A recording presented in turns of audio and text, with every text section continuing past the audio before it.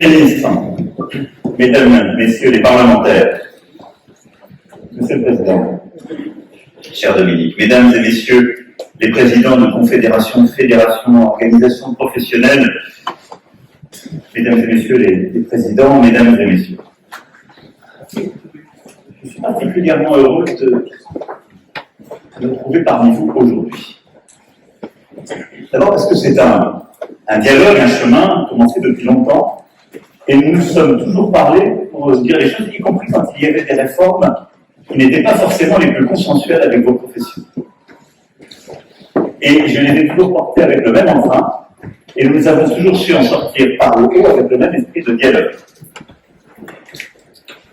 Ce qui fait que beaucoup des responsables de l'époque avec qui les entrées en mêlée, si j'ose cette formule métaphorique avait été un peu rude, sont ensuite devenus des amis, et certains sont même devenus ministres.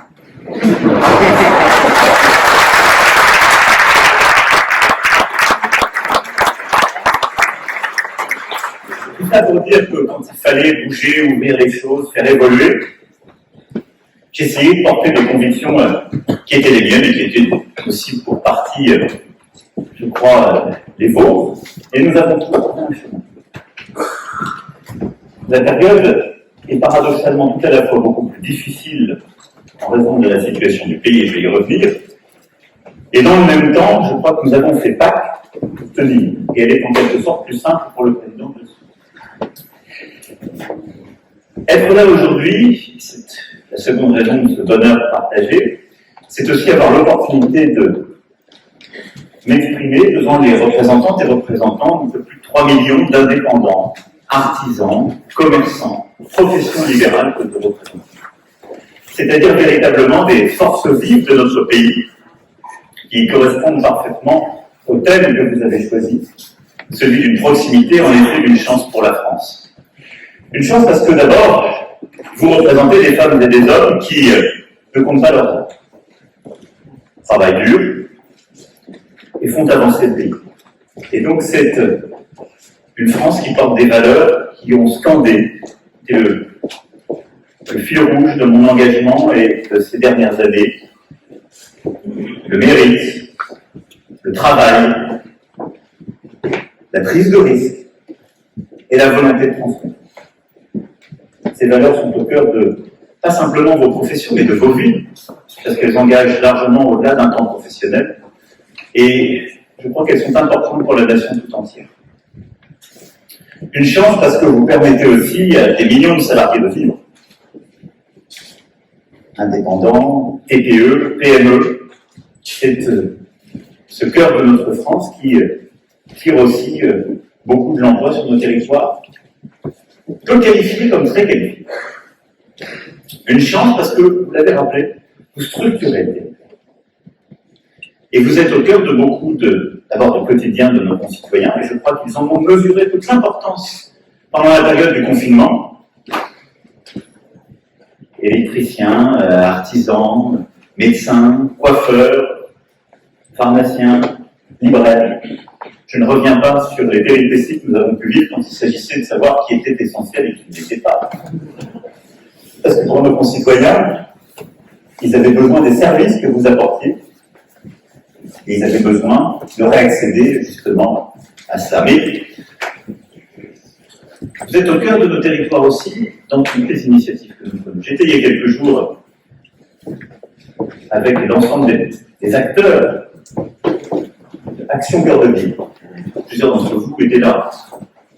Il n'y a pas une ville qui reconstruit son cœur de ville sans ses commerçants, ses indépendants, ses professions libérales. Partout. Et le défi, c'est de les remettre au cœur de la ville, de remettre de l'activité, de remettre de la création de richesse, de la convivialité. Et c'est ainsi qu'on restructure progressivement le tissu urbain ou rural de tant et tant de nos communes. Pour tout cela, et pour tout ce que vous représentez, je veux simplement vous dire véritablement au nom de la nation un immense merci, parce que vous avez tenu dans cette période. Avec beaucoup de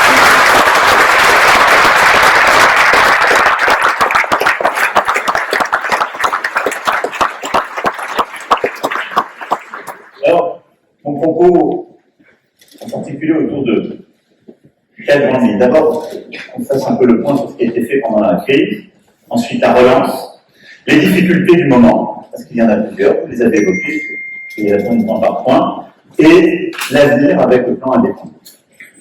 La crise, vous l'avez dit, nous avons fait le choix de protéger notre vie économique, sociale, avec ce fameux quoi qu'il en coûte. Je vais ici être très direct. Chacune et chacun d'entre vous paye des impôts, des cotisations. Ça fait plaisir à personne de les payer, mais ces moments-là nous permettent de nous souvenir à quoi ça sert. À protéger quand les temps sont durs. Et ça n'est pas d'être. Ce moment que nous avons vécu dans la nation n'a pas été un moment de dépense inconsidérée. Et même si les chiffres, je vais y revenir, paraissent très impressionnants, je veux ici défendre la méthode qu'avec le ministre de l'économie, des finances et de la relance, nous avons inlassablement poursuivie, qui était une méthode d'investissement dans les femmes et les hommes qui travaillent dans notre économie. C'est ce que nous avons fait pendant 1 an et demi. Et je dis bien investissement. Parce que nous aurions pu faire le choix, et nous l'avons fait, historiquement, c'est plutôt le modèle français, dans les crises précédentes. On laissait les choses se faire. Crise, licenciement, fermeture. Et un modèle français très protecteur, où on indemnise les gens qui ont été mis en faillite ou licenciés. C'est par exemple exactement ce qu'on a fait dans la crise de 2008-2010. Simplement, on bascule les destins vers le tragique, on plonge beaucoup de ménages dans le désarroi, et on détruit, pardon ce terme, mais à la fois du capital humain et du capital productif. Je cite toujours un chiffre pour faire comprendre cette politique que nous avons poursuivie. À la crise de 2008-2010, la France a connu une récession 2 fois moins importante que l'Allemagne. Mais dans la même période, elle a détruit 7 fois plus d'emplois. 7 fois plus. Pour une raison simple, les Allemands avaient mis en place des ajustements, chômage partiel, pour préserver l'activité. Au fond, nous nous sommes inspirés de ce qui marchait bien historiquement et qui n'était pas au cœur du modèle français. Nous avons construit des instruments, le chômage partiel, qui n'était pas totalement dans notre culture. Nous avons demandé des discussions et les ministres se sont engagés, je veux les en remercier, pour aussi constamment adapter notre réponse. Et je veux ici remercier le ministre de l'économie et des finances et celui qui fut à l'époque votre président et ensuite devenu ministre Alain Griset, dans la réussite de l'accompagnement, parce que nous avons constamment adapté nos instruments. Les chiffres ensuite sont là pour témoigner. Depuis mars 2020, 240 milliards d'euros. 160 milliards d'euros de prêts, principalement prêts garantis par l'État, 80 milliards d'euros de subventions, fonds de solidarité, activités partielles et exonération de charges sociales. Et vos professions sont les principaux bénéficiaires de cet effort historique. En effet, alors qu'elles emploient 1 personne sur 6 du secteur marchand, les très petites entreprises ont reçu les 2 tiers du montant total du fonds de solidarité, la moitié des reports de cotisations sociales, 1 tiers de l'activité partielle et près d'1 tiers du volume des prêts garantis par l'État. Je veux dire ici, ces chiffres sont importants et ces chiffres, je les assume. Parce que vous n'aviez parfois pas les trésoreries qui permettaient de passer le cap, et parce qu'on sait bien que s'il n'y avait pas eu cet effort, c'était des faillites et des licenciements. Parce que derrière ces chiffres, il y a, je le disais, des vies, de travailleuses et de travailleurs, mais de familles qui sont liées, des savoir-faire et la vie matérielle. Mais derrière ça, il y a surtout des résultats qu'on peut aujourd'hui mesurer et qui me permettent de dire que cette politique a été un bon investissement. En effet, on nous prédisait le pire des scénarios, des défaillances d'entreprises, des destructions d'emplois massives. C'est l'inverse qui s'est produit. Les défaillances d'entreprises ont atteint un niveau historiquement bas, autour de 28 000 sur 1 an. La croissance est repartie de façon très nette, le niveau de chômage a même atteint son plus bas niveau depuis 2008, et l'emploi a d'ores et déjà dépassé son niveau d'avant-crise. C'est ce qui me permet de vous dire que ces montants qui sont importants, qui fait qu'on a en quelque sorte mis une partie de l'activité économique sous cocon, comme on dirait dans l'industrie, nous permet de repartir, et certes ça a coûté de l'argent à la nation, mais c'est ce qui évite aujourd'hui de payer de la réparation. Sinon, combien d'indemnités pour celles et ceux qui auraient été licenciés, combien d'aides pour aider à repartir, pendant beaucoup plus longtemps, avec des dégâts beaucoup plus tôt. Alors, ça ne signifie pas que tout va bien, mais ça nous permet aujourd'hui de cibler, sur mesure, notre action à destination des entreprises les plus fragiles. Vous l'avez rappelé, Président, le ministre de l'Économie, des Finances et de la Relance et le garde des Sceaux, avec le ministre délégué au PME, ont présenté en juin dernier, justement, un plan d'action élaboré avec l'ensemble des partenaires du monde de l'entreprise pour organiser une détection et un accompagnement efficace des entreprises en situation de fragilité. Tous les acteurs sont depuis des mois mobilisés, au niveau national et local, et j'insiste sur ce point, pour identifier les entreprises avec les signes les plus avant-coureurs possibles, pour les orienter vers les interlocuteurs et les dispositifs adaptés, et pour mobiliser les outils adéquats. Parce que maintenant, il nous faut surveiller les situations de fragilité et faire en sorte qu'au moment de la reprise, on sait bien qu'il peut être un moment difficile, parce qu'on peut avoir de la tension sur la trésorerie, c'est des moments où les choses sont encore fragiles pour vos métiers, pour pouvoir accompagner de manière adaptée l'ensemble des entreprises du tissu productif français.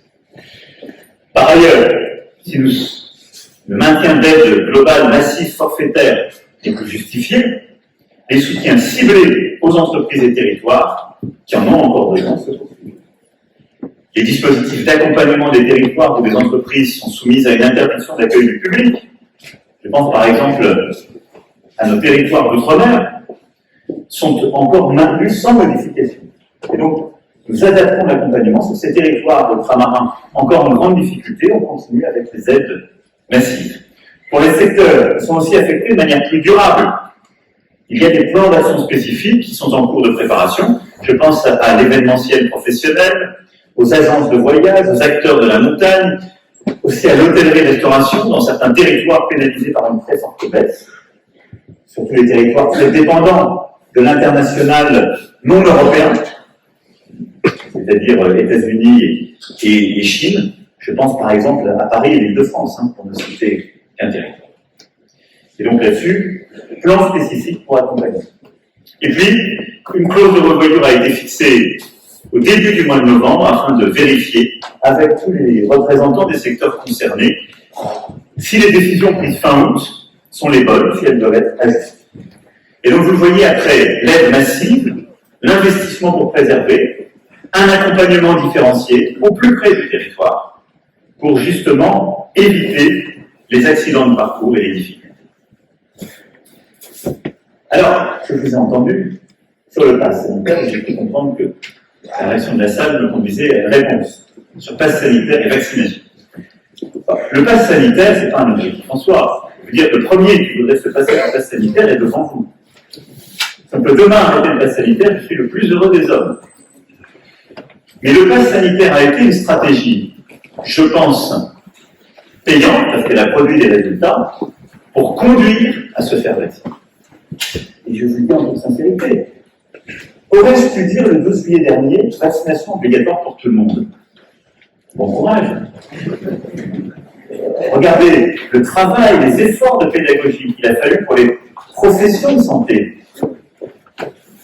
L'échéance était hier, avec encore des lieux de tension qu'il faut regarder avec beaucoup de respect. Il faut être à la fois apaisant et exigeant. Si on avait dit pour la France entière, vous imaginez?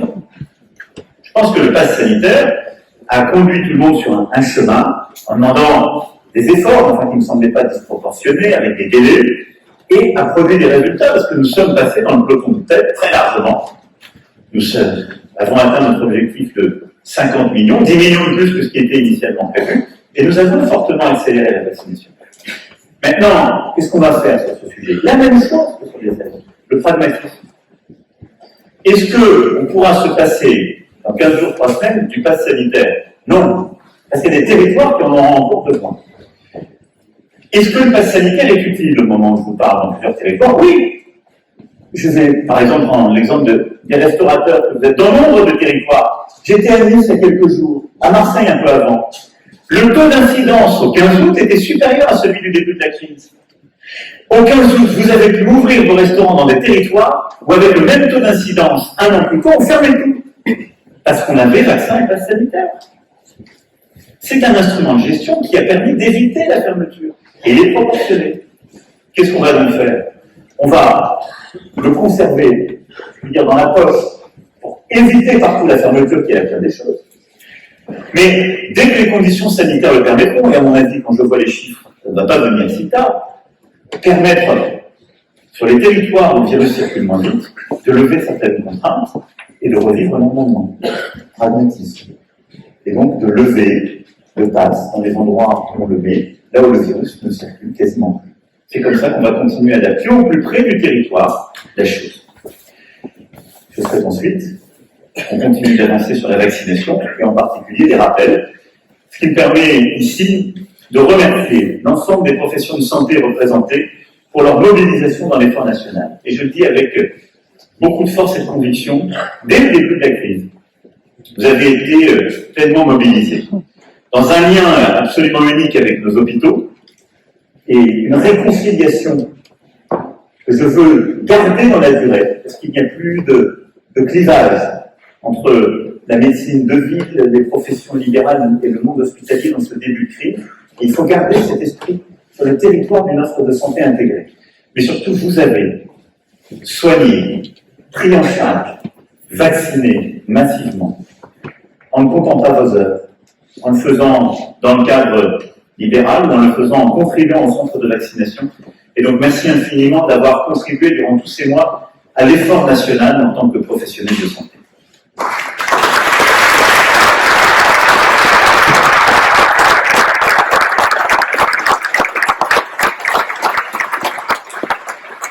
Néanmoins, cette période nous a permis, évidemment, de vivre pendant la crise des grandes difficultés, mais de voir aussi comment nous devions nous adapter. Et en particulier pour ce qui est du commerce. En effet, nombre d'entre vous êtes des acteurs incontournables de ce secteur, qui représente plus de 2 500 000 entreprises, 2 millions d'emplois et 500 000 entreprises, et qui fait face à des mutations structurelles. Et la période de crise que nous avons vécue nous a montré les changements auxquels nous étions en train de faire face et les adaptations indispensables de notre commerce, pour ne pas être en quelque sorte victimes de grandes plateformes qui ont beaucoup profité de cette crise, soyons lucides, parce qu'elles ont une offre totalement numérisée. Alors nous corrigeons certains biais. Vous l'avez vu par notre action depuis le début, la France est leader pour qu'il paye un juste impôt et qu'on rattrape cette concurrence déloyale. Mais nous devons nous-mêmes tirer les leçons de cette période de confinement, au-delà des aides. Adapter le commerce aux nouveaux modes de consommation, protéger et dynamiser le commerce sur les territoires, avoir une vraie stratégie de compétitivité.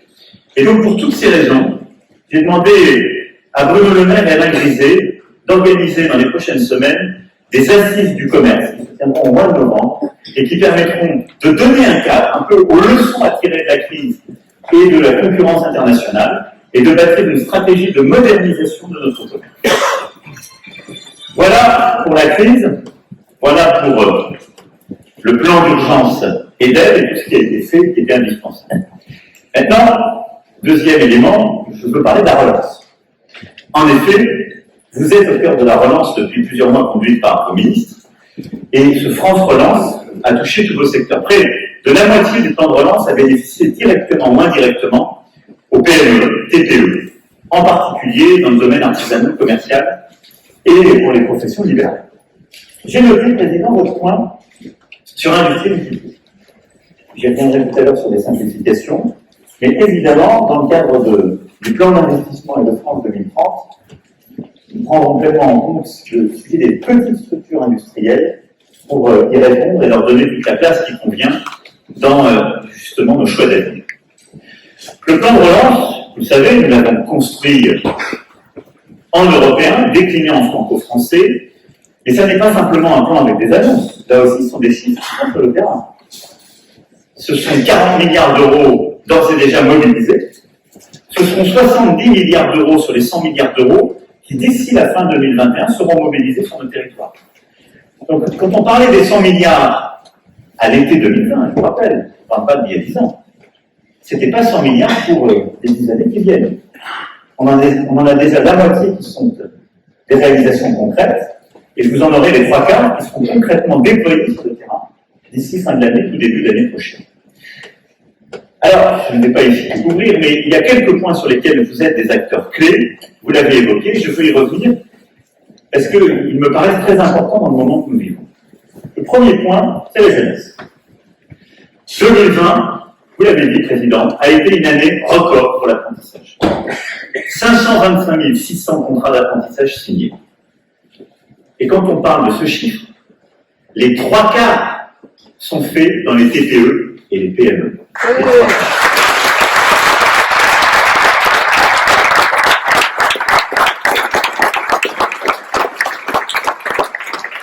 Et pour moi, c'est l'exemple même de ce que nous devons faire dans le pays. Parce que ce n'est pas que le fruit de l'argent du tout. D'ailleurs, ce n'est pas une part essentielle du plan de relance. C'est réforme, confiance, investissement. Réforme, on a changé en 2018 les règles. On en a beaucoup parlé ensemble. Je me souviens d'un temps pas si ancien. Tout passe très vite dans la vie d'une nation. Enfin, il y a 4 ans et demi, je serais venu devant vous, vous m'auriez dit, Président, j'en suis sûr, l'apprentissage, ça ne marche pas du tout. Les jeunes qui montent en époque, les règles sont absurdes, il n'a pas le droit de prendre un escabeau. L'apprenti en boulangerie, il n'a pas le droit d'arriver avant 8 heures du mat. L'apprenti dans le BTP, comme il est aux 35 heures, quand il a fini ses 35 heures, il attend au camion, parce qu'il n'a pas son permis non plus, et il ne peut pas revenir. Vos règles sont absurdes, c'est pour ça qu'on va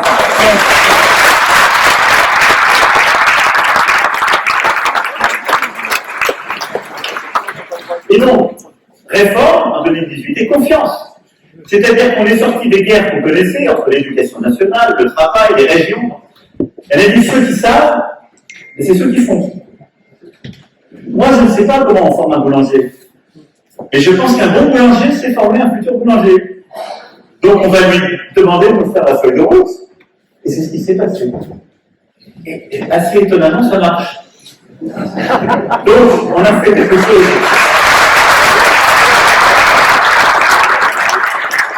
On a fait quelque chose de bon sens, qui est une réforme de simplification. On a dit aux acteurs principaux quelles sont les règles pertinentes, parce qu'il y a rarement un apprenti, il y a rarement une alternance, s'il n'y a pas un maître d'apprentissage ou d'alternance. Bon. Et donc, c'est ce qui s'est passé. La réforme était bonne, elle a commencé à se déployer. Et elle reposait sur la confiance. Et ensuite, au moment de la crise, on a eu peur que tout ça casse. Et donc, en effet, on a investi avec des aides supplémentaires qui étaient légitimes. Et ma volonté est en effet de les conduire le plus loin possible et d'enjamber les échéances de l'été-automne prochain. Mais Président, l'humilité me conduit à vous dire qu'il est un peu compliqué pour moi de stipuler cela. Et donc, je m'engage aussi loin que je peux sur ce sujet.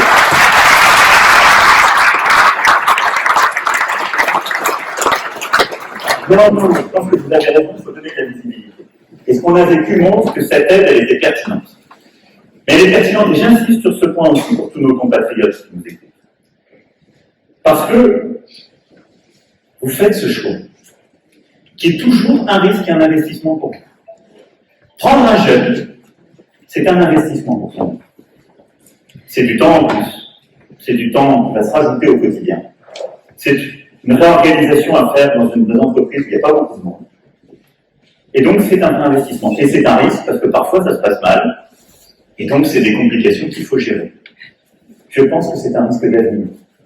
Et donc, je vous remercie d'être contributeur aux 3/4 de cet effort. Je pense qu'on peut faire beaucoup plus. Si on pérennise cette aide, si on continue à vous faciliter les choses, si on facilite des sujets très concrets après de transport, d'horaire, on a encore des choses à améliorer, je suis très lucide.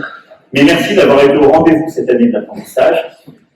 Moi, je ferai tout ce que je peux pour continuer ces efforts et les améliorer, et je compte sur vous pour qu'on continue dans le temps à y aller. C'est ça la relance.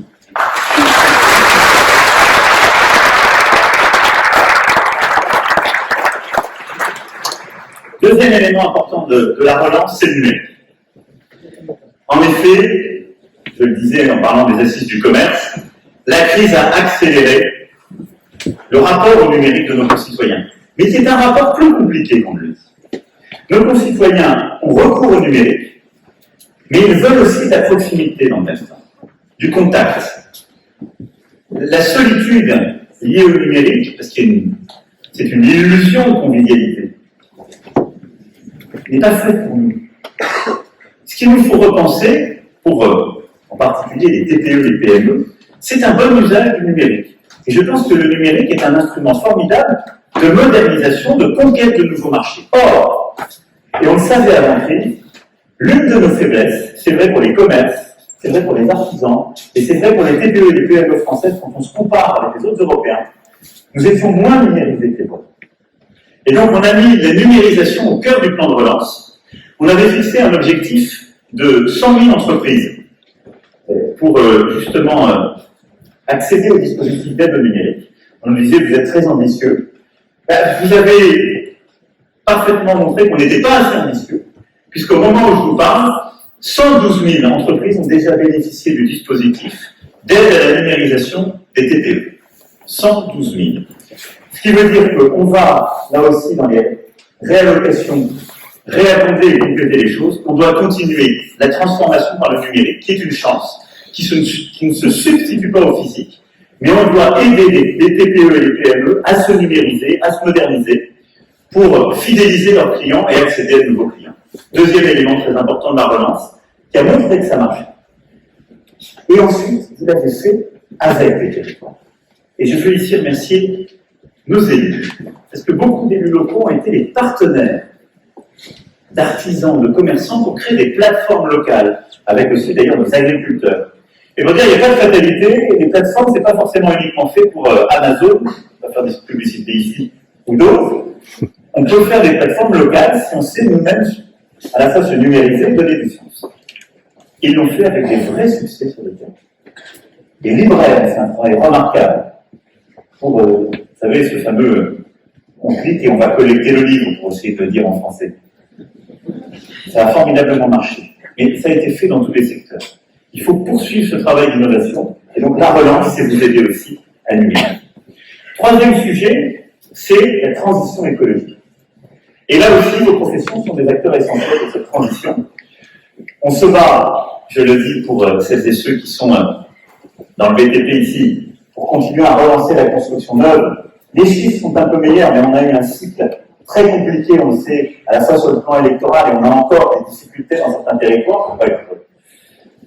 Il faut rester lucide. Néanmoins, on a une formidable opportunité qui est la transition écologique, parce que c'est un levier formidable d'investissement, en particulier pour la rénovation des bâtiments. Notre transition écologique, elle a plusieurs piliers. Enfin, il y en a deux très importants. Le changement de façon de nous déplacer, et donc notre investissement dans les transports collectifs, dans le changement de notre parc automobile, etc., en stratégie industrielle et d'usage, et la rénovation thermique de nos bâtiments. Et ça, c'est un levier pour les TPE et les PME énorme. D'autant plus que nous avons maintenant mis en place une stratégie de soutien à la demande, avec les aides, la prime rénov', avec des aides qui d'ailleurs sont complétées par le gouvernement au moment où je vous parle, pour faire face au défi de pouvoir d'achat. Mais ce sont des bons investissements là aussi pour nos compatriotes. Parce qu'avec ces investissements, ils améliorent leur cadre de vie et ils réduisent leur consommation énergétique. Et donc, ils ont un retour sur investissement assez rapide, ce d'autant plus qu'on les aide à investir.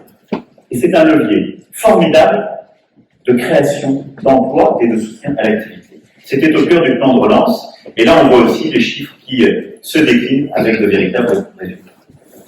Et j'ai aussi voulu, sur le plan de relance, se conclure sur ce point, qu'on facilite les choses, parce que c'est un levier important. C'est pourquoi, et je vais ici le rappeler, parce que ça rentre bien dans toutes les pratiques, nous avons simplifié l'accès des artisans à la commande publique et le développement de l'emploi local. D'abord, avec la passation des marchés publics en procédure simplifiée pour les travaux, avec un seuil qui a été relevé à 100 000 € jusqu'à la fin de l'année 2022. Ensuite, l'accès des artisans et PME au marché public qui a été simplifié grâce à la possibilité aux acheteurs publics de réserver 10% des marchés globaux aux artisans et aux PME pour assurer que ceux-ci bénéficient pleinement de la relance. Ces deux éléments de simplification, et là-dessus on va regarder au moment de la clause de revoyure de novembre, parce qu'on peut encore améliorer, sont des éléments importants mais qui montrent une volonté avec les acheteurs locaux d'aider à la commande pour les TPE-PME et qui est très cohérente avec la réforme de la commande publique et de l'achat public que nous avons passé il y a quelques années et qui déjà permettait d'avoir des lots plus petits et de préserver les acteurs de terrain. Voilà pour la relance. Et donc on va continuer d'améliorer les choses, mais je pense que ce sont des éléments importants avec des résultats d'ores et déjà tangibles. Alors, si de nombreux voyants sont au vert, j'ai rappelé les chiffres de l'emploi, de l'activité, vous rappeliez, Président, que tous les secteurs n'avaient pas retenu leur chiffre d'entreprise. Il y a en effet des préoccupations qui demeurent. Et c'est le troisième point sur lequel je voulais revenir. Alors, la première préoccupation, je le sais bien, ce sont les sujets de trésorerie. Et en particulier, les conditions de remboursement des prêts garantis par l'État, dont les premières échéances devaient intervenir en mars 2022, après 2 années de report. Alors, nous avons déjà assoupli les échéances de remboursement, et beaucoup d'entre vous ont déjà commencé à rembourser ces prêts. Ce qui est une bonne chose, parce que ça montre que l'activité est partie, qu'il y a une forme de normalisation. Mais tous ne pourront pas le faire au même rythme, pour les raisons que j'évoquais tout à l'heure. Parce qu'il y a des secteurs qui sont encore en grande difficulté, parce qu'il y a des territoires qui sont encore en grande difficulté. Il ne faut donc pas que ces échéances soient appliquées de manière mécanique et qu'elles freinent les investissements et la reprise, ou qu'elles mettent les entreprises en grande difficulté. Et donc les principes que nous allons suivre sur le remboursement très garanti par l'État est simple, c'est toujours le même pragmatisme. Là où il y a des secteurs qui sont en grande difficulté, on continuera à réaménager. Parce qu'on ne va pas, au moment du remboursement, fragiliser des entreprises qu'on a sauvées quelques mois plus tôt. Ce serait absurde. Ensuite, on le sait bien, dans des secteurs où il y a des besoins d'investissement en trésorerie, qui ne sont pas couverts par les frais classiques. Parce qu'il faut se dire les choses aussi. Il peut arriver qu'il y ait des tentatives de restructurer cette trésorerie qui n'a rien à voir avec la crise, avec le PGE. Ça arrive. Ça, c'est pas le but du jeu non plus. Donc ça, on va faire attention. Mais à côté de ça, quand il y a un besoin d'investissement de relance, il ne faut pas qu'il soit freiné par la trésorerie. Et donc, ce que j'ai demandé au ministre de l'économie et des finances, qui a encore mené ces derniers jours, des concertations avec l'ensemble des banques, c'est de veiller à ce que les banques accompagnent de manière individualisée les entreprises qui en exprimeraient le besoin, pour à chaque fois examiner les conditions d'un aménagement des conditions de remboursement de ces prêts. Aucune d'entre elles ne doit être fragilisée par le début de ces remboursements.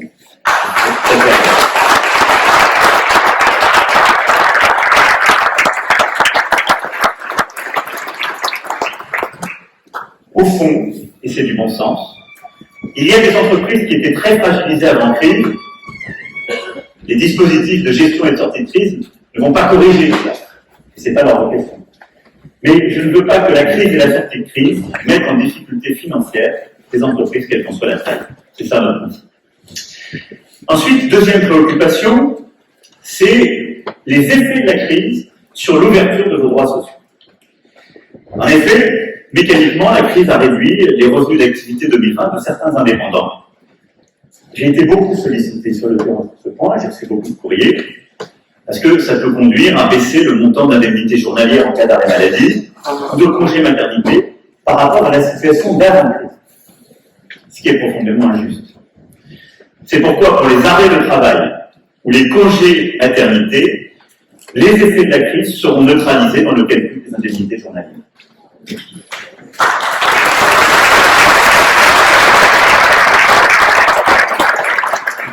Autre sujet sur les droits liés à la crise a révélé un enjeu particulièrement important de continuité des droits pour les femmes entrepreneuses, pour lesquelles la reprise d'une activité, même pour un faible nombre d'heures, après une période de chômage, peut conduire, paradoxalement, à diminuer le niveau d'indemnité de congé maternité.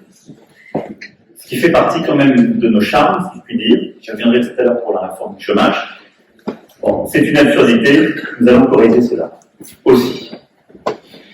De la même manière, pour préserver les droits à la retraite des indépendants les plus touchés par la crise sanitaire, ils auront un nombre de trimestres de retraite validés en 2020 et 2021 équivalent à la moyenne des trimestres validés lors de leurs 3 derniers exercices.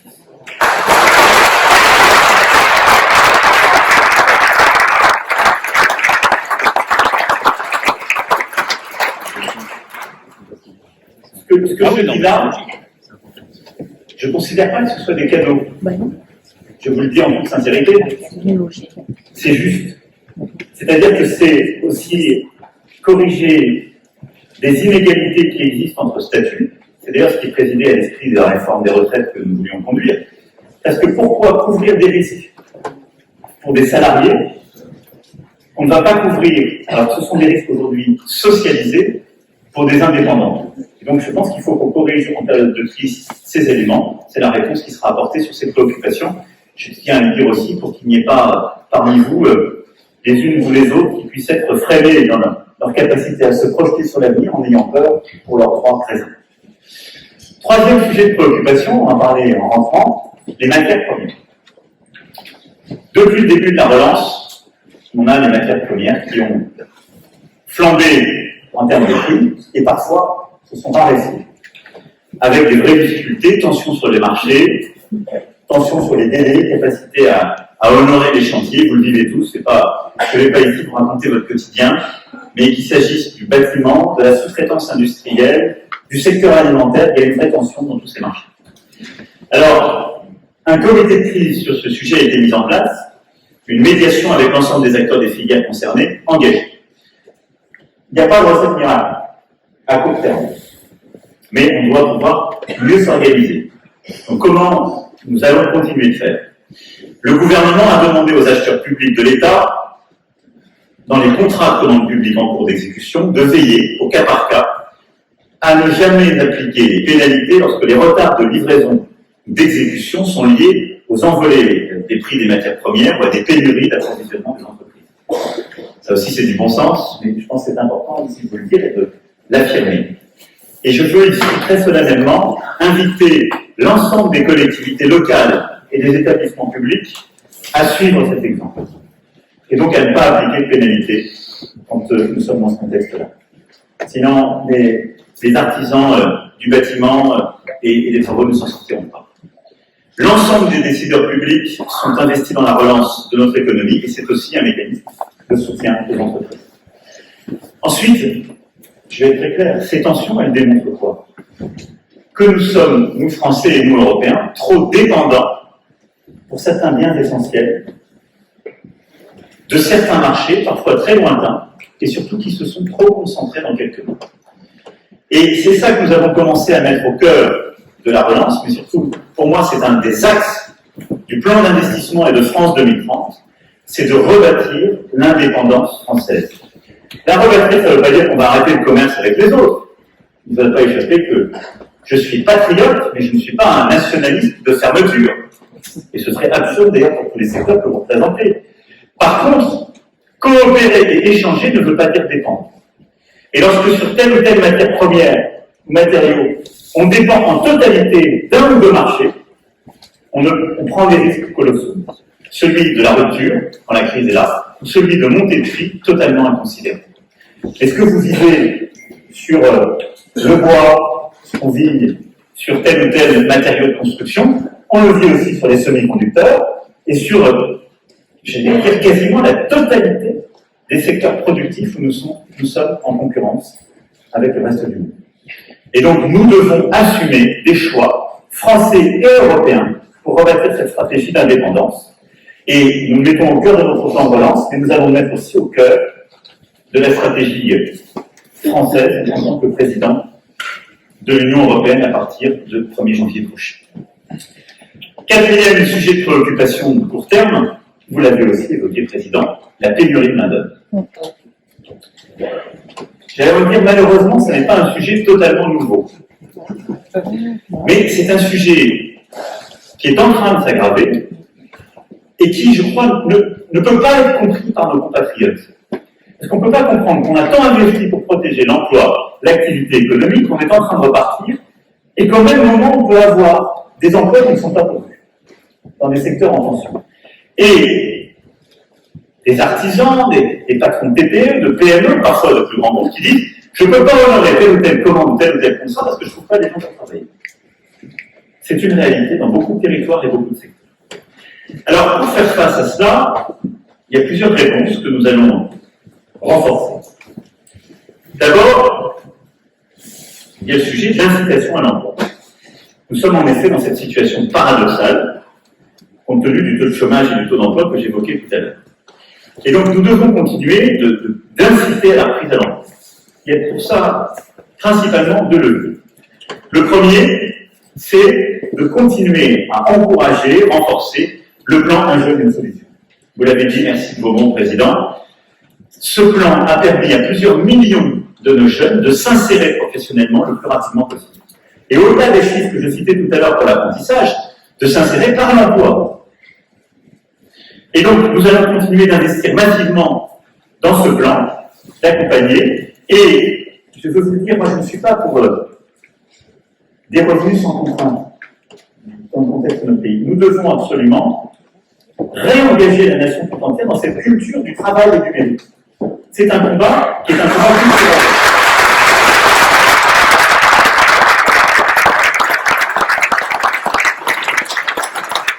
Et donc, de manière très claire, il faut qu'un jeune, quand il va vers l'apprentissage de l'emploi, il soit bien rémunéré, le mieux possible. Et il faut qu'à tout moment dans la vie, on gagne plus quand on travaille que quand on ne travaille pas.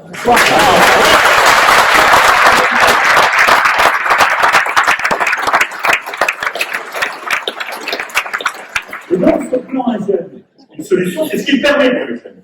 Et c'est ça que nous allons continuer d'accroître, à la fois pour qu'il y ait de plus en plus de jeunes qui rentrent sur cette plateforme, mais qu'on les accompagne. Et vous avez compris que le mécanisme, c'est toujours le même.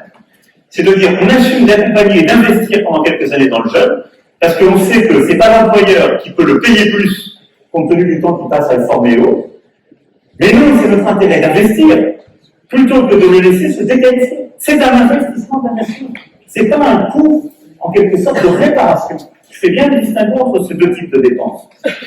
Donc ça, on va continuer. Ensuite, pour l'incitation à la prise, c'est de continuer d'investir massivement dans la formation des demandeurs d'emploi et des salariés. Parce que quand il y a des secteurs en tension, c'est aussi parfois qu'on ne trouve pas la ressource et les formations. Et donc, sur ce volet-là, vous le savez, on a déjà mis dans le plan de relance beaucoup d'investissements. Le gouvernement, dans les prochains jours, va être amené à renforcer des investissements pour la formation des demandeurs d'emploi, tout particulièrement, et des salariés, pour aider, et là, en lien avec vous, les branches professionnelles, et en lien avec les territoires, pour aider à former là où il y a des besoins de compétences sur les 6, 12, 24 mois à venir. C'est comme ça qu'il faut faire. Et là encore, c'est un bon investissement. Et donc, le ministre de l'Économie et des Finances aura à refléter dans le budget qu'il va présenter pour 2022 un investissement supplémentaire dans justement la formation des demandeurs d'emploi et des salariés en la matière. Et puis, l'incitation, c'est aussi, comme je le disais, s'assurer qu'il n'est jamais plus rentable de ne pas travailler. Ça peut arriver. Et c'est ce qui est au cœur de la réforme de l'assurance chômage. Alors, je sais tous les débats qu'il y a eu sur ce sujet. Elle a été très controversée, mais je vous le dis très sincèrement, comme je le dis depuis d'ailleurs l'automne 2019, cette réforme est bonne dans ses fondements. Elle est bonne dans ses fondements parce qu'elle corrige les situations d'aberration que nous avions. En particulier, je ne veux pas rentrer dans la technique, mais à cause des mécanismes de ce qu'on appelle le salaire journalier de référence. Et ensuite, parce que les délais de référence qui étaient pris dans notre système sont complètement déconnectés de ce qu'on voit dans les autres pays européens. Complètement. Alors, il y a eu la crise, elle a été suspendue, et je dis, il faut attendre que l'économie retrouve une tension suffisante sur le marché du travail pour la passer. La tension sur le marché du travail est là. Les chiffres que j'évoquais tout à l'heure le montrent. Et donc, il est légitime que cette réforme se mette en place dans les prochaines semaines, de manière complète, parce que c'est une réforme qui permettra qu'on ait, malheureusement dans certains cas, des périodes chômées qui puissent être mieux rémunérées que des périodes travaillées. Et c'est cette réforme qui permettra d'aller pleinement vers une stratégie de reprise de l'activité et d'incitation au travail. Donc,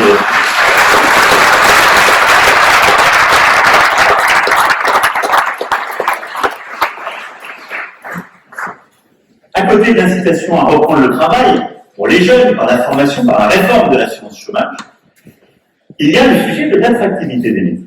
Et vous l'avez dit. Il y a des métiers, on sait, on a du mal à recruter. Et où d'ailleurs, il faudra qu'on continue à avoir un débat honnête, parce que ce sont des métiers où on a, de fait, de plus en plus d'immigration au travail. Beaucoup de métiers, c'est une réalité. On sait bien, on ne veut pas le dire. C'est parfois d'ailleurs des secteurs qui tiennent, qui ont tenu historiquement, ou avec du travail détaché, dans certains endroits avec une part d'immigration illégale. On a des secteurs qui n'attirent plus suffisamment les jeunes ou moins jeunes travailleurs français. Et donc ce débat, il faut le poser de manière lucide, complète, honnête. Mais ça veut dire aussi qu'il y a un travail à faire, branche par branche, parfois territoire par territoire, pour rendre ces métiers plus attractifs. Et d'ailleurs, j'étais il y a quelques mois avec des professionnels de la restauration, de l'hôtellerie, du tourisme, et réfléchis, je sais, sur ce volet-là, pour aider, parfois sur les salaires, parfois sur l'aménagement des horaires, des cycles. Et je sais, je salue les syndicats ici présents la réflexion, mais on doit mener ce travail ensemble. Et je suis d'ailleurs prêt à ce que l'État continue par des simplifications, des mécanismes d'intéressement plus simples pour les salariés, d'accompagner justement si je puis dire, la rémunération sans peser sur les bilans des entreprises pour les salariés du secteur. Mais nous devons, sur ce point, très clairement, améliorer l'attractivité de nos emplois. L'État, vous le savez, prend sa part sur ce volet-là, je vais ici le redire. Chaque année, 30 milliards d'euros sont investis pour soutenir les bas salaires. Il y a des débats qui sont légitimes sur le pouvoir d'achat, très importants, et le gouvernement va y répondre, qui sont liés au prix de l'énergie qui monte, au prix de l'essence, et il faut être très vigilant, parce qu'on a beaucoup de nos concitoyens qui sont dans la détresse à cause de cela. Et donc, il faut les accompagner par des politiques ciblées. Mais je veux aussi ici qu'on soit tous lucides sur ce qu'on a fait durant ces 4 dernières années. C'est la plus grande politique de notre histoire d'augmentation de la rémunération au SMIC. Plus 170 euros par mois. Un 13e mois, c'est un 13e mois et un deuxième mois en plus. Plus 170 euros par mois d'augmentation. Mais qui n'a pas été payé par les employeurs. Qui n'a pas pesé sur ni l'emploi ni la compétitivité. Qui a été pesé par un investissement de l'État sur les bas salaires, avec la prime d'activité, avec les allègements de charges, avec le dispositif, qui fait que chaque année on prend 30 milliards d'euros d'investissement sur les bas salaires pour permettre d'améliorer le pouvoir d'achat de celles et ceux qui travaillent, sans peser sur l'emploi, le bilan de l'entreprise ou notre compétitivité. Ça, c'est une politique d'emploi de pouvoir d'achat.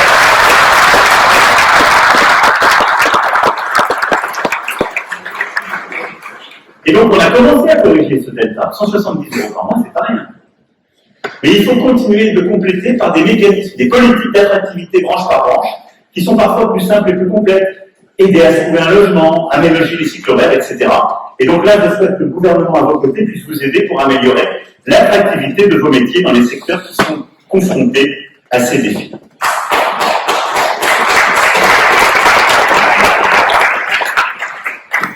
Enfin, c'était le 4e point sur lequel je voulais conclure mon propos, l'avenir. On a déjà commencé beaucoup à en parler, mais au fond, les indépendants, les TPE, et vous êtes, sont confrontés à des spécificités qui, si on veut relever le défi, doivent être traitées.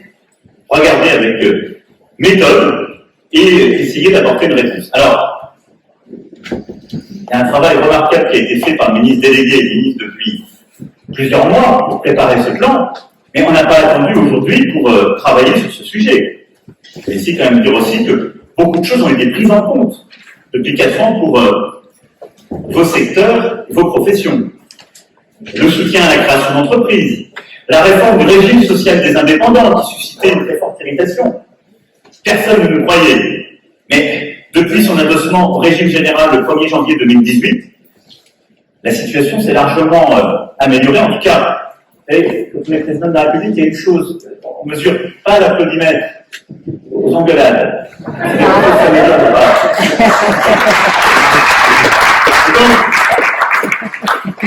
Quand soudain un sujet disparaît des interpellations, c'est que progressivement il commence à être réglé. Donc ça va mieux quand même qu'avant le 1er janvier 2018. Je pense aussi aux baisses de charges, à l'exonération dégressive des cotisations d'assurance maladie et maternité, qui a créé un gain de pouvoir d'achat pour chacun d'entre vous. Tout ça, c'est déjà fait. Je pense aussi à l'unification des déclarations sociales et fiscales, à la possibilité offerte de moduler en temps réel vos cotisations. C'était, je le rappelle, des demandes historiques de vos représentants, tout ça a été fait.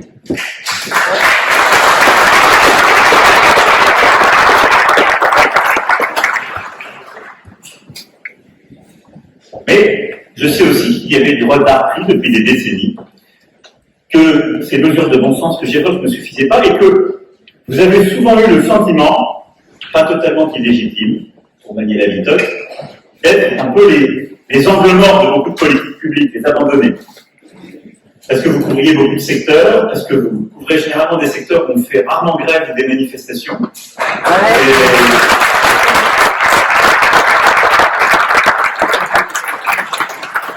Et donc la capacité à se faire entendre est différente. Néanmoins, je considère justement qu'il faut y apporter une réponse pour non seulement donner du courage pour que vous continuiez à investir et à embaucher, c'est notre intérêt. Donner du courage pour que vous continuiez à animer le territoire, cette économie de proximité, et donner du courage pour que vous continuiez à embaucher des jeunes et transmettre, ce qui est fondamental. Et donc ce plan indépendant, les ministres le déclineront en détail et viendront avec vous le feront vivre, mais il comprend une vingtaine de mesures. Et pour moi, autour de 3 exigences qui correspondent à vos valeurs, à nos valeurs. D'abord, protéger face aux accidents de la vie. Ensuite, mieux accompagner de la création et de la transmission. Et enfin, simplifier les démarches. Alors, protéger d'abord. Les 3 quarts des créateurs d'entreprises optent pour le statut de l'entreprise individuelle. De plus en plus jeunes, près d'1 sur 2 à moins de 30 ans, et très clairement insuffisamment informés, et le font souvent sans en mesurer complètement les conséquences. Et ça, c'est une réalité. Et ils réalisent souvent trop tard que leur patrimoine personnel n'est pas protégé. Alors, il y a une loi qui nous a fait ferrailler sur certains sujets, pas sur celui-là, qui était la loi pour la croissance, l'activité et l'égalité des chances économiques, que j'ai eu l'honneur de porter d'une vie antérieure, qui avait tempéré ce principe en rendant la résidence principale insaisissable pour la liquidation des dettes professionnelles. C'était une première évolution qu'on avait portée ensemble. Mais très clairement, il convient d'aller plus loin pour étendre cette insaisissabilité à l'ensemble du patrimoine personnel de l'entrepreneur individuel.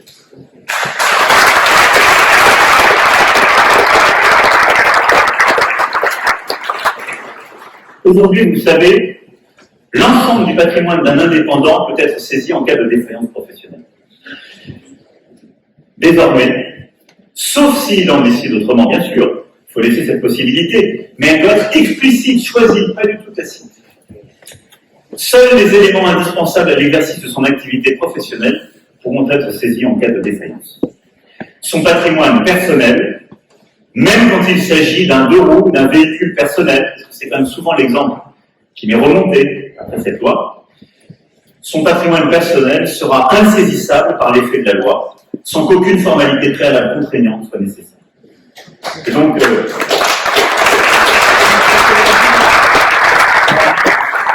de manière très concrète, on n'aura plus ces situations d'angoisse que souvent beaucoup d'entrepreneurs découvrent quand les choses commencent à aller mal. En plus du fait que tout va mal, le seul bien qui reste, qui est la voiture, et qui est souvent la voiture du foyer, est saisi. Non, il sera mis fin à ce risque pesant sur le patrimoine personnel de l'entrepreneur individuel en cas de difficulté professionnelle. Et ce statut simple, plus protecteur, deviendra la forme incontournable pour l'exercice d'une activité en nom propre. En conséquence, le URL sera supprimé pour l'avenir.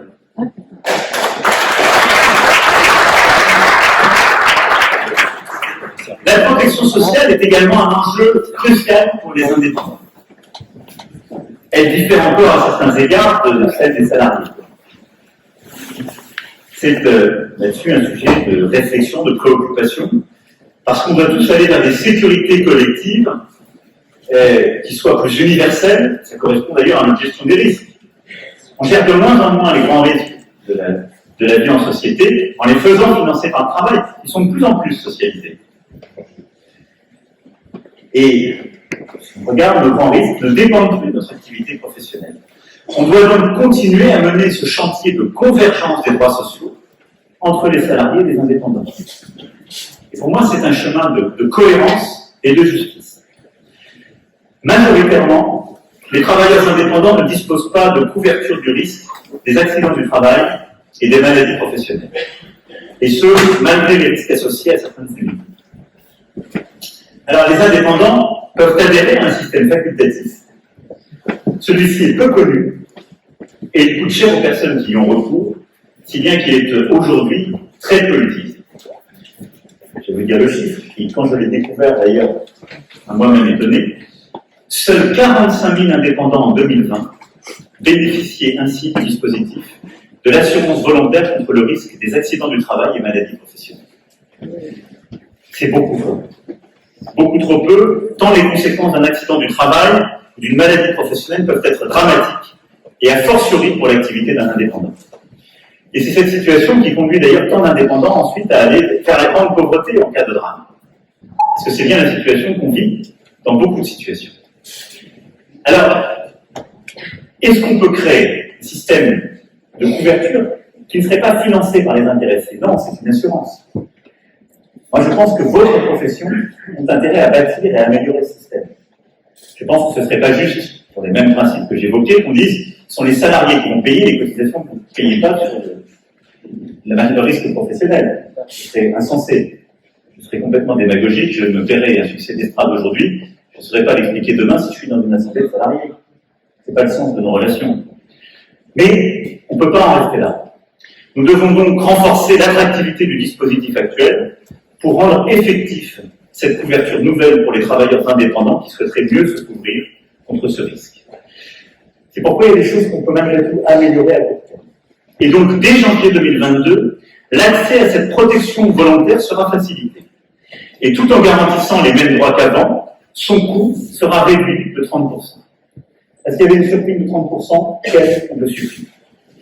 Concrètement, pour un indépendant qui a un revenu de l'ordre de 40 000 euros par an, cela peut représenter un gain de près de 600 euros sur sa couverture facultative. En faisant ce geste, cette avancée, c'est un effort pour améliorer l'attractivité. Mais c'est aussi un appel à la mobilisation collective. Il faut vous saisir de ce sujet qui relève des branches professionnelles de vos secteurs et des représentants professionnels que vous êtes. On ne peut pas laisser cette situation perdurer. Elle est trop dangereuse pour chacun. Il faut donc bâtir un cadre avec le financement ad hoc et négocié pour couvrir le risque, justement, accident du travail et maladie professionnelle, c'est indispensable. Second pilier, vous accompagner. En effet, alors que la crise a davantage exposé les travailleurs indépendants aux risques inhérents à leur activité, l'amélioration de l'accompagnement à la reconversion des travailleurs indépendants apparaît plus que jamais nécessaire. Vous l'avez évoqué, Président, en parlant de ce sujet important. J'avais moi-même pris des engagements comme candidat, et j'avais mené cette bataille de l'ouverture de l'assurance chômage aux travailleurs indépendants. C'était un engagement fort. Beaucoup, d'ailleurs, dans mon profession, m'en parlaient. Et après de longues discussions, négociations, depuis le 1er novembre 2019, les travailleurs indépendants peuvent bénéficier d'un dispositif d'assurance chômage spécifique, l'allocation des travailleurs indépendants. Je pourrais vous dire, promesse tenue, succès formidable, on l'a fait.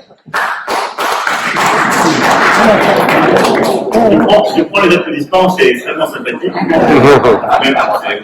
C'est même. Merci. Mais je suis malgré tout lucide. Et donc, je regarde la réalité. On l'a passé dans les textes. Enfin, un premier bilan de cette mesure que je crois bonne sur le fond et que j'assume devant vous. Je pense qu'il faut créer cela. Il faut permettre d'ouvrir l'assurance chômage aux indépendants, parce qu'on a socialisé ce risque. Pour les travailleurs, c'est une réforme du début du quinquennat, on a transféré de l'assurance chômage à la CSG. Donc on a socialisé le risque pour le travailleur. Il ne paye plus sur ses cotisations propres quand il est salarié. Donc il faut améliorer le système pour qu'il soit beaucoup mieux ouvert aux indépendants. Mais très clairement, la réforme n'a produit que très peu d'effets. Très peu d'effets. Alors, il y a une raison à ça. C'est qu'au fond, la plupart des gens qui gèrent le système n'avaient pas tellement envie qu'elle se fasse. C'est ce qui est. Et donc, les conditions qui ont été posées ont été si contraignantes que vraiment, c'était des gens très très motivés qui nous ont allés chercher la réforme. Et je les en remercie. Ce qui nous permet de dire que ce n'est pas un ensemble vide, mais c'est très peu. Bon, très clairement, il y a eu un déficit d'information, il y a eu la période de crise pour avoir recours donc, au dispositif de l'ATI, mais les critères pour en bénéficier étaient trop restrictifs. Oui, Lucie. C'est pourquoi je veux qu'on change ces critères, et c'est le fruit des discussions qu'il y a eu avec vous, et de l'analyse des résultats, donc c'est pour ça que je veux bouger les choses. Et donc, on va les bouger. La condition d'un revenu d'un montant supérieur à 10 000 € sera maintenue uniquement pour la meilleure des 2 années précédant la demande. Pourquoi?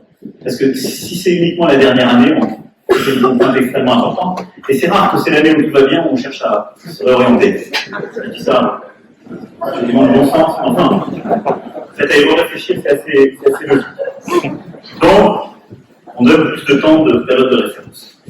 Ensuite, alors que la plupart des travailleurs indépendants cessent leur activité sans passer par une liquidation ou un redressement judiciaire, ils étaient exclus du dispositif. Ça, c'était la contrainte la plus dure.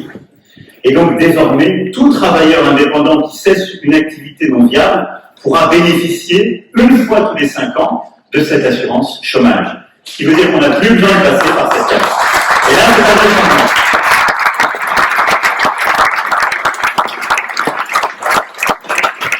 Donc ça, c'est la modification qui est un vrai changement, parce que beaucoup d'entre vous avaient envie, avaient besoin de passer par l'assurance chômage, c'était juste, mais ils ne passaient pas par la caisse de liquidation ou redressement judiciaire.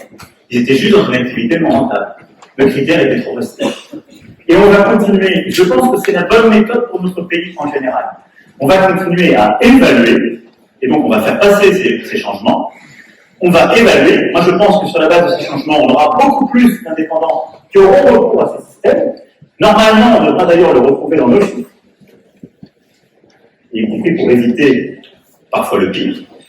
Et il faudra 18-24 mois après procéder à une évaluation et changer ce qui ne marche pas. C'est comme ça qu'on avance.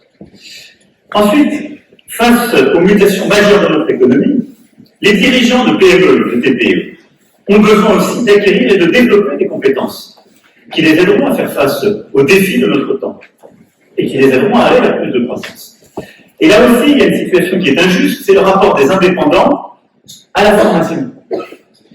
Aujourd'hui, 16% des indépendants ont bénéficié d'une action de formation financée par un fonds d'assurance formation en 2019.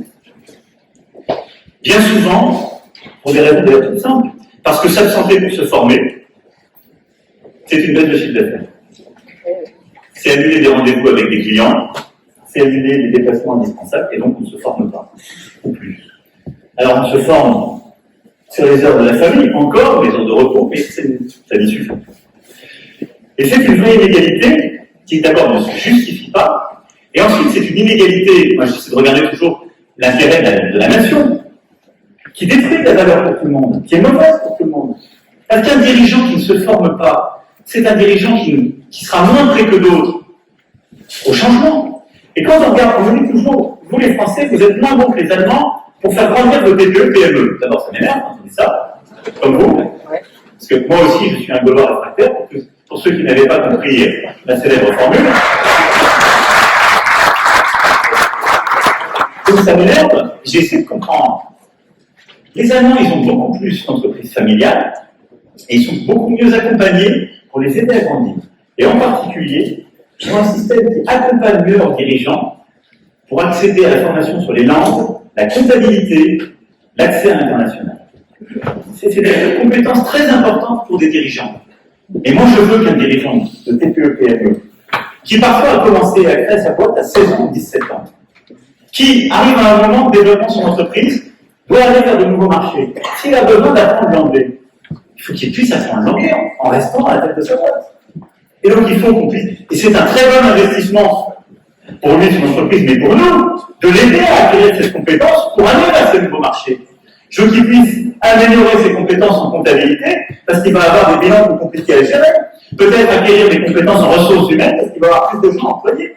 C'est pas vrai qu'on est à 16 ans un bon patron de TPE, de PME, puis de TI.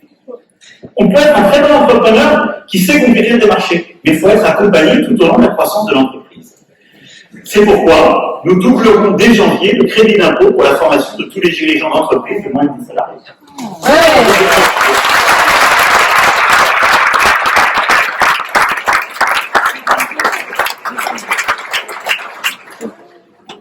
Alors, il y a la croissance, la formation, et il y a la transmission. Et c'est un point très important pour plusieurs raisons. C'est vrai.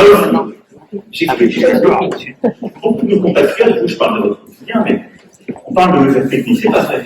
On parle du sens de vos engagements. Et c'est bon pour vous, c'est bon pour le pays de France. La transmission au pays, c'est un sujet qui est essentiel. D'abord parce que je regarde notre pyramide des âges. Alors, la loi Pacte a considérablement amélioré et soutenu, on le sait, la création d'entreprises. Mais sur la transmission reprise, c'est essentiel.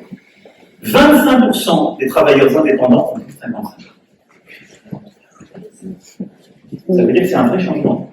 Et c'est un vrai changement dans beaucoup de territoires, dans beaucoup de secteurs. Et c'est pas excessif.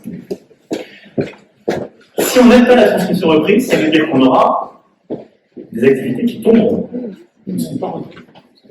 Ensuite, aider à la transmission reprise, c'est accompagner des valeurs que vous portez. Vous les travailler, bâtir, mais vous les bâtir pour transmettre. Et les grandes aventures industrielles et économiques, elles sont souvent familiales. Et elles se font à travers des transmissions qu'on a facilitées. Et puis enfin, c'est bon pour le pays, parce que, y compris en sortie de crise, on aura beaucoup de gens qui atteignent un certain âge, qui sont fatigués de tout ça, qui veulent pouvoir peut-être transmettre un peu plus vite ou plus facilement. C'est une réalité du terrain. Et il faut l'accompagner et la faciliter. Et c'est bon pour la vie de la nation, parce que qu'un jeune reprenne dans de bonnes conditions l'entreprise familiale, ou d'ailleurs une entreprise qui n'est pas celle de ses parents, mais dans un territoire où il croit, dans lequel il croit, c'est bon. C'est bon pour nous tous. Et donc, je veux que nous allions beaucoup plus vite et plus fort sur la transmission reprise. Elle est bonne pour renouveler nos capacités de production, elle est bonne pour la vie de nos territoires. La reprise d'entreprise constitue aussi un enjeu de compétitivité. Parce que, très clairement, quand des dirigeants n'arrivent pas à transmettre, ils restent. Parfois, ils restent trop longtemps. Et c'est le moment où ils ne font plus les bons choix d'investissement. C'est d'ailleurs le moment où ils n'investissent plus dans l'entreprise.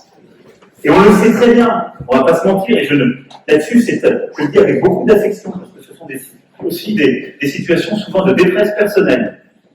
Mais on a beaucoup de nos anciens qui sont restés très longtemps dans leur entreprise, dans leur commerce, parce qu'ils n'arrivaient pas à le céder dans de bonnes conditions, parce qu'ils ne trouvaient personne, parce qu'ils n'arrivaient pas à le céder au bon prix. Et c'est le moment où les commerces périclitent, parce qu'on n'investit plus, parce que c'est de plus en plus dur, et parce qu'on arrive à un âge, on a le droit un peu de profiter des vieux jours.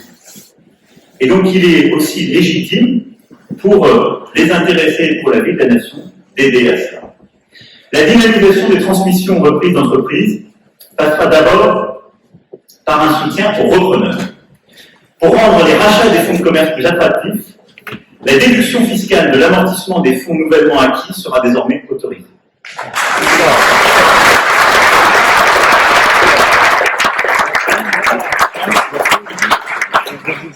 Le dispositif permettra de réduire le coût de la reprise d'une entreprise de petite taille et les amortissements pourront ainsi être déduits du résultat imposable de l'entreprise. C'est très concret, c'est très efficace. Concrètement, ça veut dire que pour un entrepreneur individuel qui exerce une activité commerciale, qui acquiert un fonds de commerce d'un montant de 100 000 €, le dispositif que nous mettons en place lui permettra de déduire du résultat imposable de l'entreprise l'amortissement pratiqué en comptabilité, soit un montant annuel de 10 000 € par an pendant 10 ans, ce qui génère ainsi une économie directe d'un an. C'est clair? C'est clair.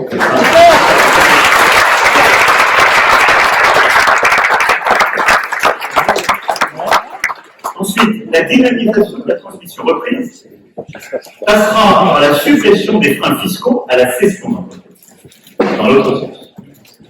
Désormais, le cédant pourra bénéficier d'une exonération totale des plus-values si la valeur d'entreprise n'excède pas 500 000 euros.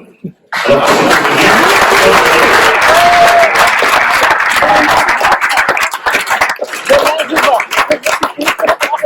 et il pourra bénéficier d'une exonération partielle pour les entreprises de moins de 1 million d'euros, alors que le plafond est à 500 000 euros aujourd'hui.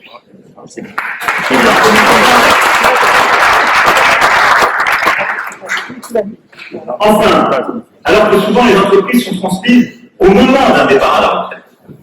C'est le cas pour un artisan sur deux, par exemple. La crise actuelle, comme je le disais, pourrait accélérer cette tendance. Et il faut le permettre.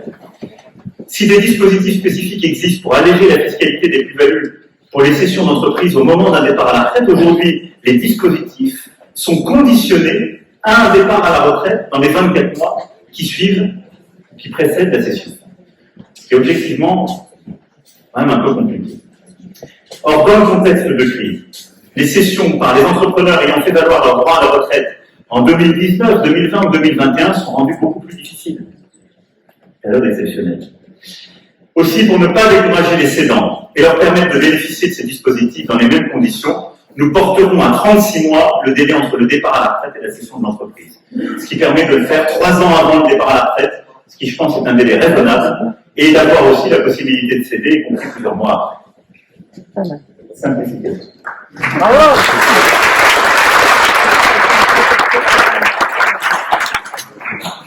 De la création à la transmission, un des enjeux de la vie d'entreprise, c'est de croître, de se développer, et à partir d'un certain moment et dans certaines conditions, l'exercice d'une activité en tant qu'entreprise individuelle, on le sait bien, peut ne plus répondre aussi à une exigence de croissance. Aussi, pour éviter tous les frottements, les passages qui sont parfois compliqués, un peu lourds, nous allons fluidifier le passage de l'exercice d'une activité en nom propre à l'exercice sous forme de société. Nous faciliterons également le passage du régime micro au régime réel d'imposition en assouplissant encore les conditions d'option pour ce régime. Ces mesures très simples et très concrètes visent aussi à permettre de passer d'un régime autre avec beaucoup moins de contraintes. Ça fera partie du plan présenté par les ministres.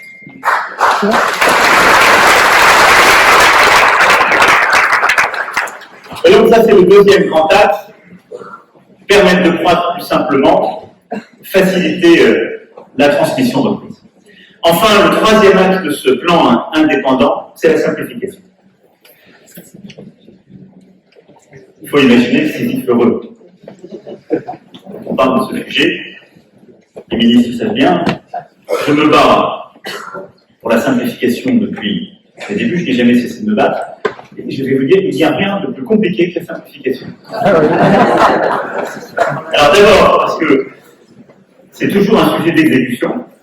On peut vous dire, on s'engage sur les choses. L'exécution après est terriblement compliquée, il y a toujours des grains de sable. Donc il faut vraiment avoir une mentalité, ce qui est mon cas, notre cas, qui consiste à aller dans le détail et aller jusqu'au bout et lâcher personne.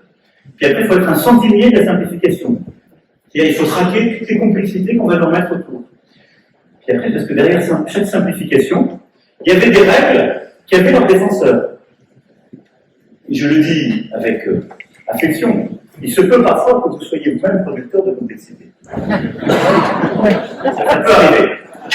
Pour vous protéger de tel ou tel autre, pour légitimement dire qu'il faut des règles pour éviter que ce soit un monde sauvage et que l'un ou l'autre vienne sur mon activité. Donc, soyons toujours, regardons dans le détail les éléments de la simplification pour éviter des discours complets qui pourraient me prendre à contre-pied.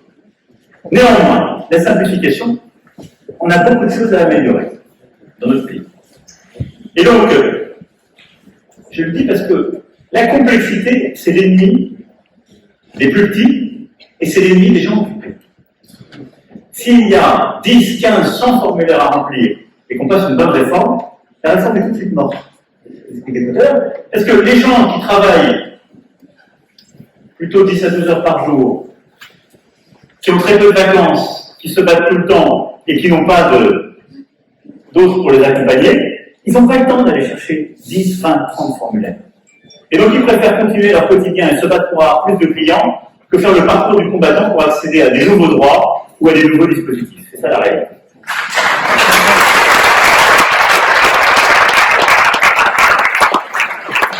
Et donc la simplification, c'est aussi un élément d'efficacité, ce qui consiste en une réalité. Plusieurs mesures tangibles doivent concrétiser cette ambition. Aller vers la généralisation de l'autoliquidation, qui permettra de moduler les échéances en temps réel. Favoriser l'utilisation du téléservice pour permettre aux travailleurs indépendants d'estimer leurs revenus en cours d'année.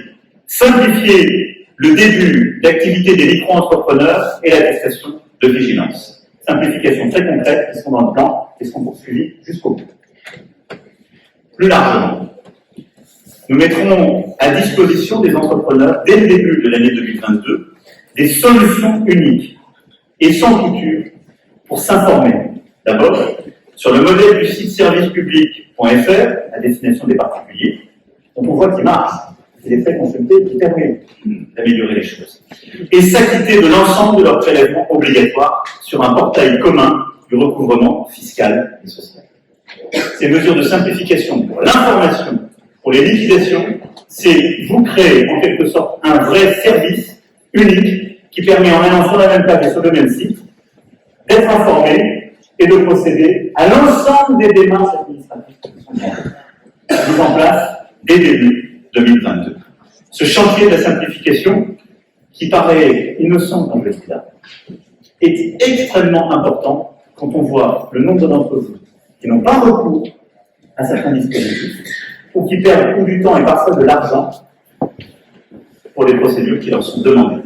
Les ministres présenteront ces dispositifs et surtout la mise en œuvre très concrète, parce que je sais que et le ministre de l'économie et le ministre délégué au PME, à vos côtés, iront traquer ces fameux détails que j'évoquais un instant pour simplifier drastiquement les choses.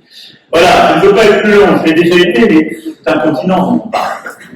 Parce que, je le disais tout à l'heure, vous qui avez été si longtemps oubliés des politiques publiques, ce sont plus de 3 millions de Françaises et de Français qui travaillent nu. Ce sont énormément de secteurs et de métiers différents, avec beaucoup de spécificités administratives. Ce sont des territoires dont les réalités sont multiples, qui justifient d'avoir cette ambition. Les ministres vont donc décliner dans le détail ce plan à vos côtés dans les prochains jours et prochaines semaines. Il sera traduit dès les lois de finances qui seront présentées début octobre et débattues au Parlement, ce qui me permet de remercier les parlementaires ici présents, qui sont des engagés à vos côtés. Et les députés et sénateurs qui sont ici avec vous sont des femmes et des hommes que je connais depuis longtemps et qui défendent vos situations, entre que sur leur territoire, mais au Parlement. Ils auront donc à parachever ce travail. Et dès le 1er janvier prochain, ces éléments que j'évoquais seront des réalités. Ils viendront compléter ce qui a été fait par gros temps, ce que nous avons fait pour relancer et ce que nous continuerons de faire. Parce que vous l'avez compris, notre nation est unique. On l'avez tous convaincu. D'abord, parce qu'il y a peu de nations européennes, et je dirais au monde, avec tant de diversité, et d'amour de la diversité, de métiers, de savoir-faire, de territoire, de culture. C'est un trésor. Et vous le faites vivre et vous le représentez. Ensuite, parce qu'au cœur de l'engagement français, il y a ce rapport passionné avec quelque chose qui est plus grand que nous. On n'est pas un pays qui aime s'adapter au cours du monde, qui aime qu'on lui dise qu'il faut se réformer parce que les autres se sont réformés, qui aime unifier les règles parce que les autres auraient décidé qu'il faudrait les unifier. Mais nous sommes un pays de créateurs, d'inventeurs, de femmes et d'hommes qui chaque jour aiment à se battre pour des valeurs plus grandes qu'eux. La nation, la République, l'universalisme qu'elle représente. Et le faire sur le terrain en retrouvant le sens de leur travail. Et ce que vos professions portent, c'est cela. Indépendamment de tout ce qui est spécifique et de la technicité dans laquelle j'ai pu rentrer. Vous êtes des professions de passion. De femmes et d'hommes qui ne comptaient pas leurs heures, qui souvent ont commencé jeunes. Qui avaient commencé jeunes à en former d'autres, qui voulaient transmettre à vos enfants et qui continueraient à former. Cette chaîne C'est ça l'histoire de la France.